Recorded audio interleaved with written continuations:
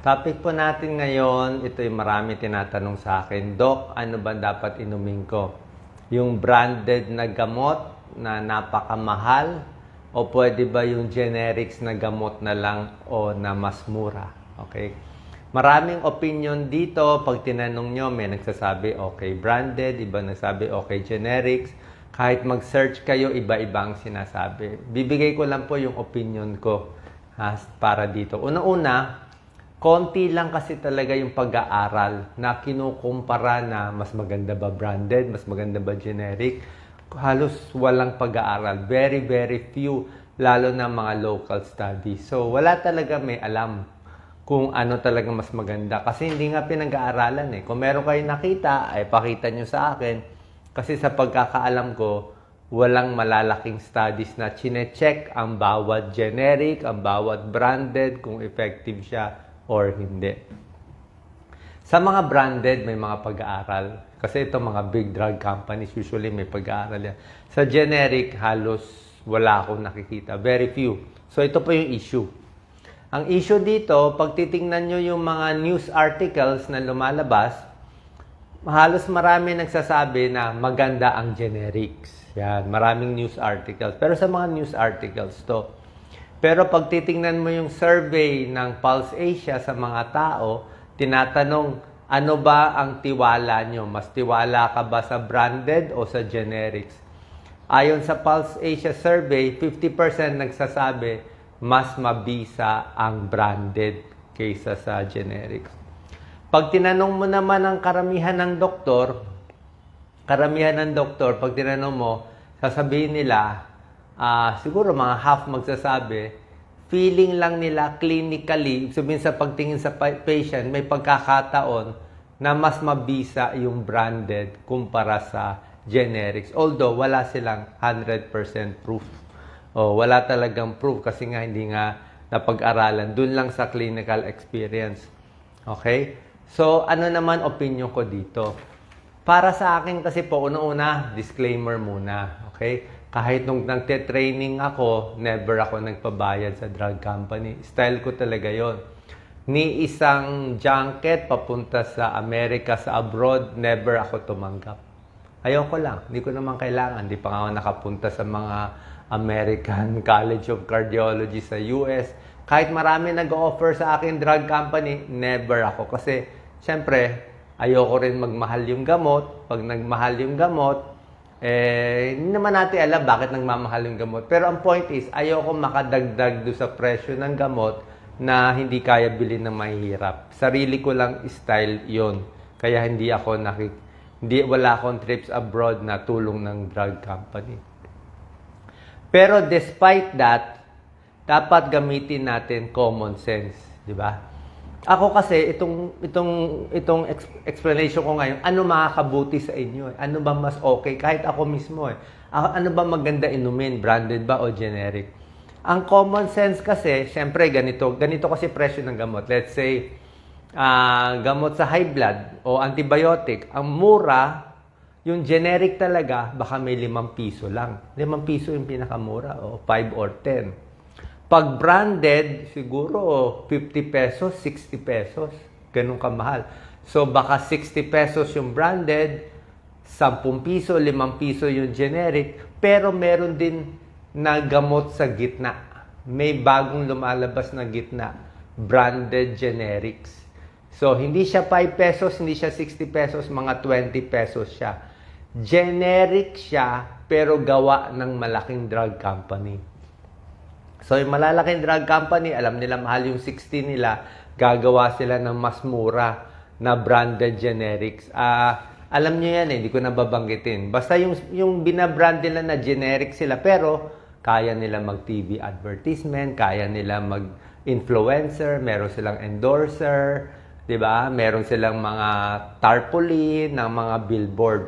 So, mga gitna yung price. So, merong generic na 5 piso lang, may branded generic, let's say mga 20 pesos, at meron talagang branded na mahal, 50 or 60. Ang common sense kasi nito, okay, let's say gamot sa high blood o sa diabetes, Merong iba, nagagawa nila 5 piso lang, generic, malamang galing sa India yon, di ba? Hindi naman tayo nakaproduce ng gamot natin. So, galing sa India, 5 pesos lang nabibili, tapos meron namang branded na 60 pesos. Kung ko-compare mo sa nagbebenta, let's say, na pagkain o ng hamburger, merong hamburger na sobrang mura, 5 piso, 10 piso, meron namang hamburger na hotel na talagang hundreds ng pesos. So, by common sense, isipin mo, baka mas maganda yung halo nitong branded. Kasi nga, mas mahal pati packaging Yung mura, baka mas mahina. Pero, kung effective or hindi natin alam. Diba? Yun nga ang problema. By common sense, isipin natin, baka mas maganda nga yung branded. Pero, baka ang laki naman ng tubo. Possible din naman sumobra lang laki ng tubo. 'Di ba? Na ang presyo naman kaya naman ibenta ng 5 pesos, 10 pesos lang yung hamburger. Parang ganoon ang example ko. Meron lang akong isang pag-aaral nakita. Yan kasi problema sa gobyerno. Actually, hindi to gobyerno, sa public health system natin.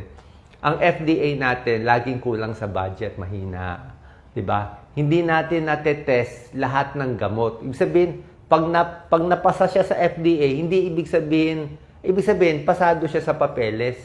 Pero hindi talaga tinetesting yung gamot kung effective ba yung amoxicillin na generic. Hindi talaga tinetest na yung FDA magtetest. Hindi po gano'n. Napakamahal i-test yan. Merong lumang pag-aaral. Luma na to, mga 20-30 years ago, na kinompare ang generic sa branded. Ito lang yung nakikita ko Ang nakita ko doon sa lumang pag-aaral, yung generic may 90% efficacy. So, 90% effective yung generic, yung branded, 100% effective. Yun lang isang nakita kong pag-aaral. So, kung isipin natin 90% at 100%, sa akin, kung yung presyo naman ng generic ay 5 piso lang, 90% effective siya sa high blood, kunwari. Tapos yung branded ay 60 pesos, 100%. Di ba ka pwede na dito sa mas mura? Total, di ba? Effective naman siya 90%. Although pareho yung milligram, pareho yung mga pagkagawa, syempre iba pa rin yung mas mahal, di ba? So yun ang problema natin sa FDA, hindi natin na-check, na-approve lang based on sa requirement. Yan ang pagkakaalam ko, kaya sinabi ko nga, opinion ko to. 'Di ba? Kung mali ako, mayroong bagong pag-aaral, titingnan natin. Kasi iniisip ko nga paano makakatulong sa pasyente. So, in short, ano recommendation ko? Okay, hindi ko kayo guguloy, sasabihin ko recommendation ko. Ang recommendation ko ganito. Kung kayo ay, doon muna tayo sa mayaman. Kung kayo mayaman, maraming pera, okay? Mayaman kayo, marami kayong pera, tapos yung sakit mo malala. Malalang sakit, mayaman ka, dito ka sa branded. 'Di ba? Baka mas safe ka doon. Kung ako tatanungin mo, kasi mayaman ka naman 'Di ba? Tapos malala yung sakit serious pulmonya Ayaw mo magsapalaran, doon sa branded. 'Di ba? Tingin ko lang kung mayaman ka, may pera ka. Pero kung kayo ay medyo gipit sa pera, o walang pera, tapos yung sakit naman medyo stable, palagay natin problema mo high blood pressure, problema mo diabetes, problema mo cholesterol. Kami kasi ni Doc Lisa, ang tagal namin nagme-medical mission kami siguro 30 years na. Wala pang social media, baka nakita niyo picture namin, batang-bata pa, meron akong mga picture niyan. 30 years ago, 1992 pa, hindi lang 30 years. Sobra na. So, 1992 pa, nagme-medical mission kami. Ang gamit ko, siyempre, generic lang. Yun lang kaya ko ibigay. Kasi yung kahit generic, umaabot kami ng mga 50,000. 20,000 to 50,000 ang gagastos namin bawat medical mission. Pero generic ang binibili namin. Doon sa experience ko, doon sa murang generic na 5 piso, bumabalik kasi yung pasyente. Bumababa naman yung blood pressure. Bumababa naman yung cholesterol nila. Bumababa naman yung blood sugar nila. Tsaka syempre, pag generic, 4 na piso, 5 piso, kaya ko i-maintain. pwede kita bigyan ng 100 tablets, 50 tablets, mura eh. 'Di ba kaya? Pero kung bibili ako ng branded para sa high blood mo na 60 pesos a day, eh, hindi rin kakayanin. So, sa experience ko, okay siya, gumagana siya. Pero ang problema nga kasi natin, ang daming generics na naglalabasan. Minsan, di ba, kung ano na lang pangalan. So, hindi ko lang masusure. So, ang point ko lang, kung medyo mahirap talaga, walang pera, tapos itong mga simpleng sakit, high blood, diabetes, cholesterol, tingin ko pwede na yung generics. Total, maiinom mo naman everyday eh. Kung 90% effective siya, 80%, hindi ko alam kung 90%, 80%, pwede na yun. Kumbaga sa hamburger, kung mura yung hamburger mo, mabubusog ka rin naman eh. Kung sa mas mura, yung sa mga stall lang, di ba? Hindi mo naman kailangan kumain sa hotel. Siyempre sa hotel, siguro, mas makapal yung burger, mas maraming mga style-style pa. So, pag mahirap, pwede na.